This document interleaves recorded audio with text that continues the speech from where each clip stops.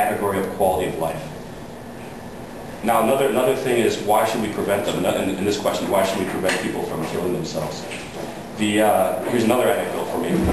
So this is an anecdote to counter all the other anecdotes. The other anecdote.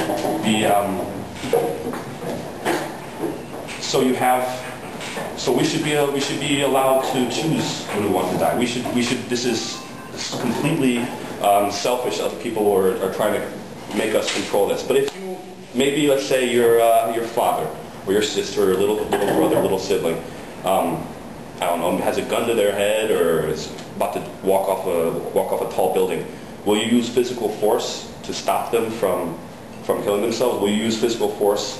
Will you exert yourself? Obviously, the answer is yes. You will exert yourself to not let that person die. So at what point in time, where do we really draw the line?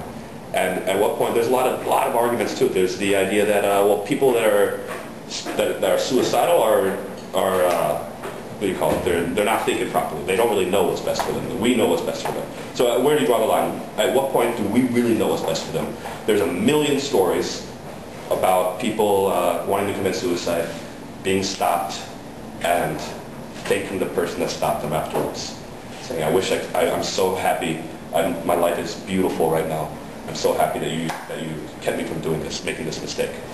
So on that issue, so we have, at what point, how do we make a system to evaluate? If we're going to evaluate this, how do we make a system to evaluate at what point in time can we let someone kill themselves? And at what point in time should we stop them?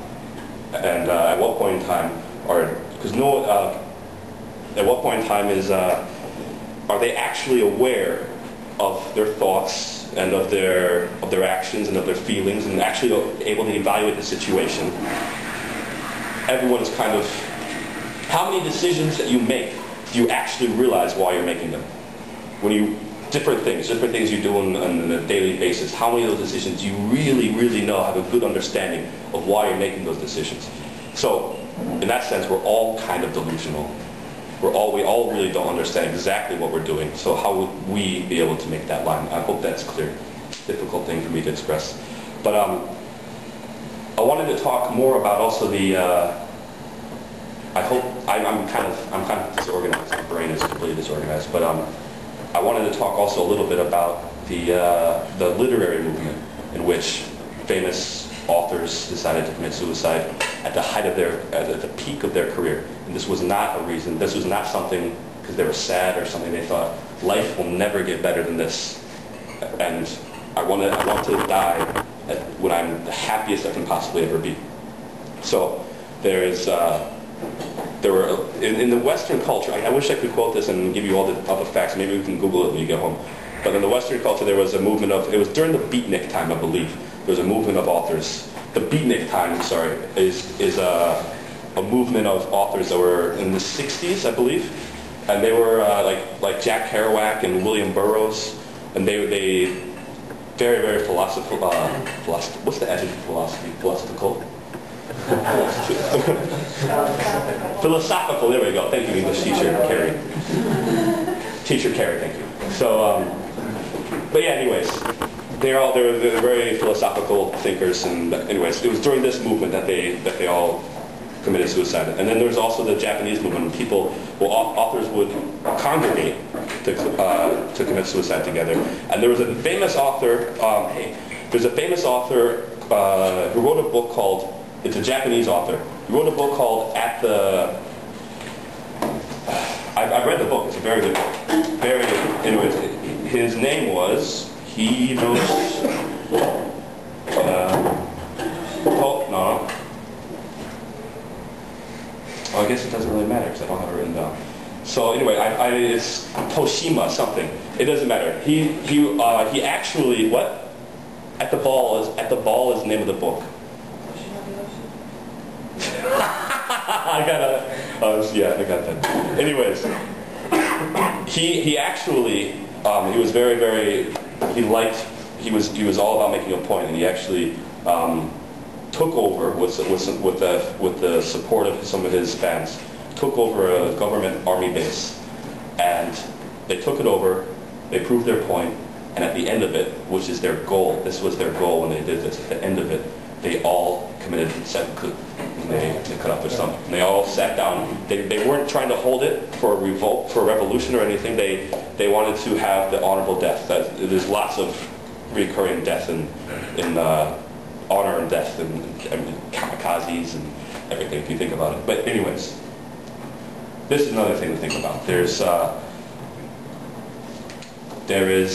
There are countries where this is not illegal. Now, assisted suicide was the topic that I told Alexander until I really started thinking about it. I want to also talk, I wish I could find the quotes and I can't find them. In my first presentation I did on this, I had the actual video footage of, not video footage, audio footage and subtitles of Dr. Kevorkian. If you are aware of who he is, Dr. Kevorkian right now is in jail in the United States. He's in prison.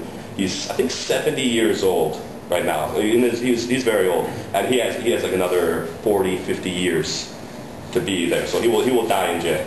And what he was doing was he was helping families, a whole family, not just one person would come to him, a whole family would come to him and they would say, we have a family member, she's in a lot of pain right now. We really want to help her out. And the whole family was supporting it.